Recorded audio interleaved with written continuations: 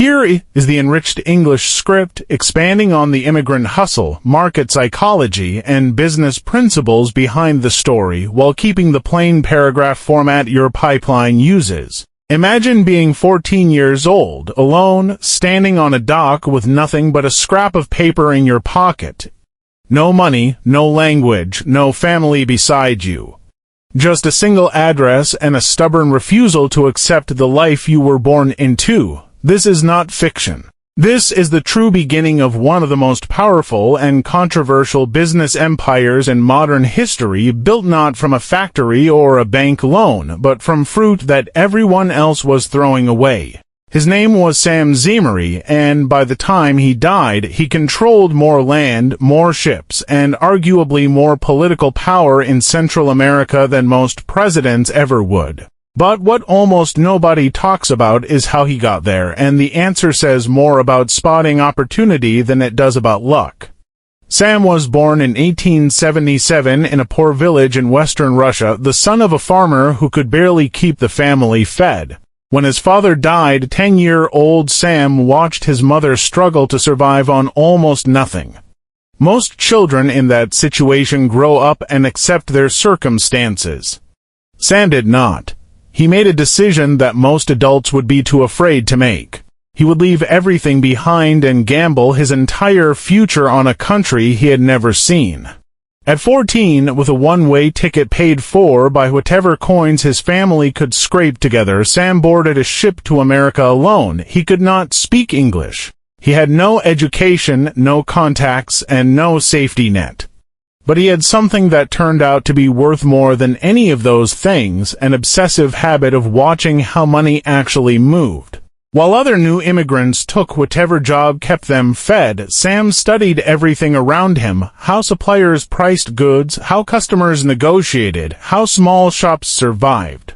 He was not just working, he was building a mental map of how commerce worked from the ground up.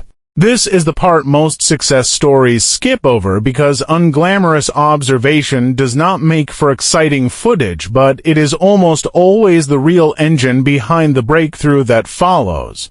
That breakthrough came on a busy dock in Alabama in 1893. Sam was staring at mountains of ripe bananas being dumped as garbage. At the time, bananas were still considered an exotic, almost luxury fruit in most of America. But the big shipping companies had a strict system. Green bananas, the most valuable, went straight to trains. Yellow bananas, slightly riper, were sold at a discount to local traders. And the overripe bananas, still perfectly edible but too fragile to survive a long journey, were treated as total waste. Roughly 15% of every shipment was thrown away for one simple reason: nobody thought it was worth the risk of trying to sell fruit that could rot within days. Sam saw something different. He saw an entire category of value that every professional trader in that port was ignoring simply because it was inconvenient. This is one of the oldest and most underused principles in wealth building. The biggest opportunities often hide inside problems that look too messy or too small for established players to bother solving.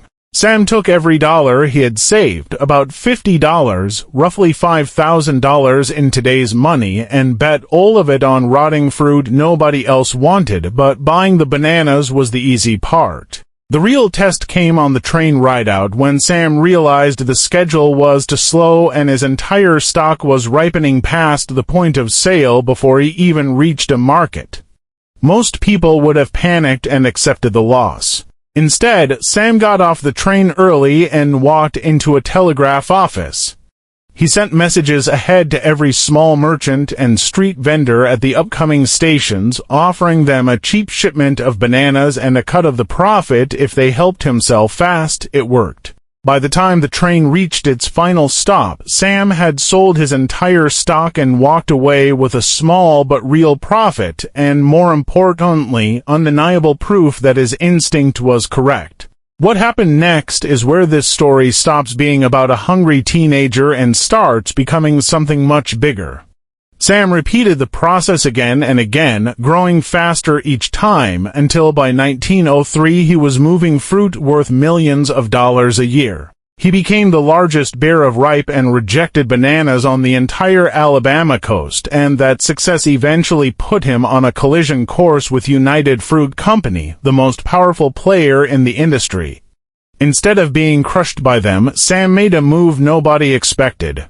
He decided to stop buying bananas from other companies entirely and go straight to the source, acquiring land, hiring workers, and planting his own banana empire deep in the jungles of Central America. That decision would eventually pull him into a world of foreign governments, political alliances, and underground financing that had nothing to do with fruit anymore. But that is a story for another day, because what started with $50 and a pile of rotting bananas was about to become powerful enough to influence entire nations.